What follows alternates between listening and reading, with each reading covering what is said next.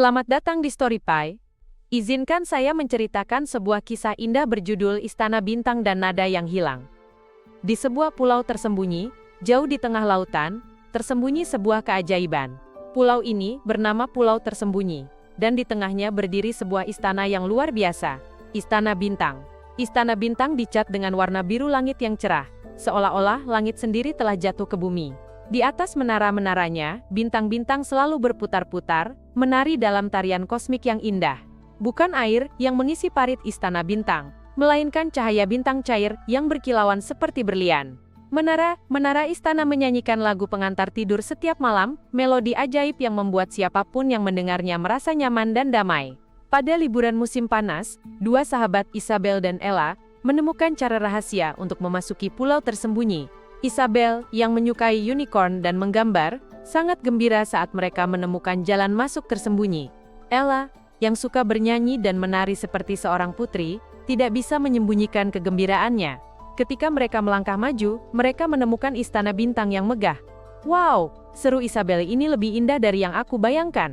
Ella menambahkan, "Bintang-bintang itu, mereka benar-benar menari."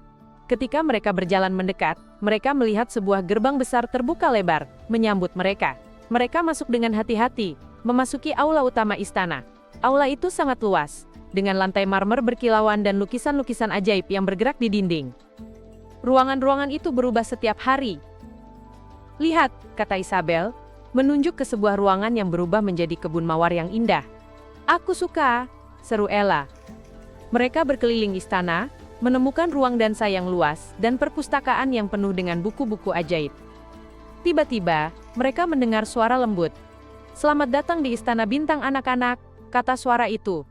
Seorang naga awan datang mendekat. Naga awan itu besar dan lembut. "Dengan mata secerah bintang, aku adalah penjaga istana," kata naga awan itu. "Namaku Stratus." Isabel dan Ella terpesona. "Naga awan?" tanya Isabel. "Sungguh luar biasa." Ella tidak bisa berhenti tersenyum. Stratus tersenyum pada mereka. "Istana ini memiliki banyak rahasia, dan kalian tampaknya adalah orang yang tepat untuk menemukannya." Stratus menjelaskan bahwa Istana Bintang lebih dari sekadar tempat tinggal. Itu adalah tempat di mana cerita menjadi hidup. Namun, saat mereka melanjutkan penjelajahan mereka, ada sesuatu yang salah. "Kenapa menara-menara tidak menyanyi?" tanya Ella, nadanya bersemangat. "Dan kenapa bintang-bintang di sekitar istana begitu redup?" tanya Isabel dengan cemas. Stratus menghela napas berat. "Sesuatu yang buruk telah terjadi," katanya. "Seorang pencuri nada telah mencuri lagu bintang-bintang. Tanpa lagu itu, sihir istana mulai memudar." Isabel, yang selalu membawa buku gambar dan pensilnya, berkata, "Kita harus menggambar bintang-bintang kembali." Ella, yang suaranya seperti nyanyian, menambahkan, "Dan kita harus menyanyikan lagu untuk mengembalikan nada." Stratus tersenyum, "Itu adalah ide yang bagus, tapi pencuri nada menyembunyikan diri di dalam istana, kita harus menemukannya." Maka, Isabel dan Ella memulai pencarian mereka. Isabel menggambar bintang-bintang yang berkilauan, dan Ella menyanyikan lagu-lagu yang ceria. Mereka mengikuti petunjuk yang mengarah ke berbagai bagian istana. Mereka menggambar di dinding untuk membantu menavigasi lorong-lorong rumit, menggabungkan warna-warna pelangi untuk membawa keajaiban kembali. Mereka bernyanyi di setiap ruangan, melodi mereka memantul dari dinding dan mengisi setiap sudut istana dengan kebahagiaan. Suara nyanyian Ella yang merdu berkumandang di sepanjang koridor istana. Ia bernyanyi tentang keajaiban, persahabatan, dan bintang-bintang yang menari. Keduanya menggunakan bakat mereka yang unik untuk mencari petunjuk. Mereka menemukan petunjuk di ruang dansa, yang mengarahkan mereka ke perpustakaan. Di sana, mereka menemukan buku-buku yang berdebu dengan pesan tersembunyi, yang hanya bisa dibaca jika mereka bernyanyi dengan keras. Ella menyanyikan sebuah lagu yang indah, dan kata-kata itu muncul. Kata-kata itu berbicara tentang pencuri nada dan kelemahannya. Petunjuk yang terakhir, membawa mereka ke sebuah ruangan yang berisik, tempat suara-suara keras bergema. Di dalam ruangan yang berisik itu, mereka menemukan seorang makhluk kecil yang tampak murung, dengan telinga yang besar dan ekspresi wajah yang cemberut. "Siapa kamu?" tanya Isabel dengan hati-hati. "Akulah pencuri nada," jawab makhluk itu dengan suara yang kasar. "Dan aku tidak suka nyanyian atau tarian." Isabel dan Ella menyadari bahwa pencuri nada itu kesepian. Ia tidak mencuri lagu-lagu bintang-bintang karena ia jahat, tetapi karena ia merasa sedih dan tidak memiliki teman. "Kenapa kamu melakukan ini?" tanya Ella dengan lembut. Pencuri nada itu terkejut dengan kebaikan mereka. "Karena tidak ada yang mau berteman denganku," jawabnya. "Aku tidak suka suara berisik," katanya. Isabel dan Ella saling memandang. Mereka tidak akan melawan pencuri nada. Sebaliknya, mereka memutuskan untuk berbagi talenta mereka dengan pencuri nada.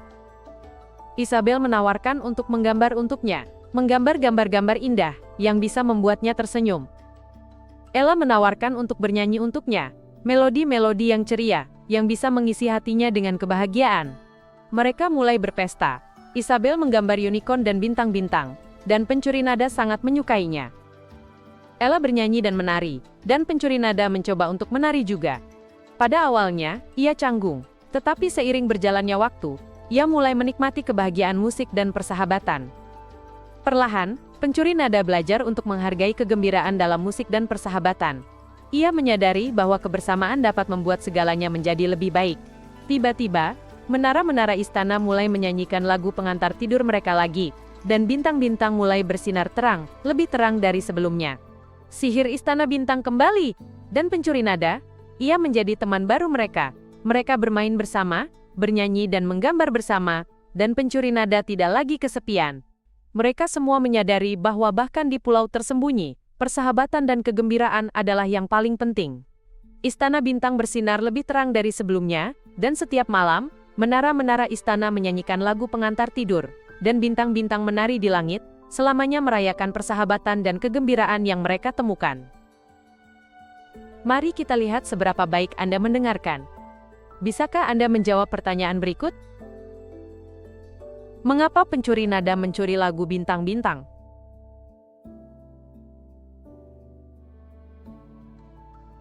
Mari kita lihat bagaimana hasilmu. Jawabannya adalah, karena ia kesepian dan tidak punya teman.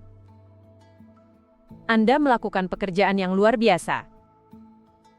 Dan mereka hidup bahagia selamanya. Terima kasih telah mendengarkan. Datang lagi ya.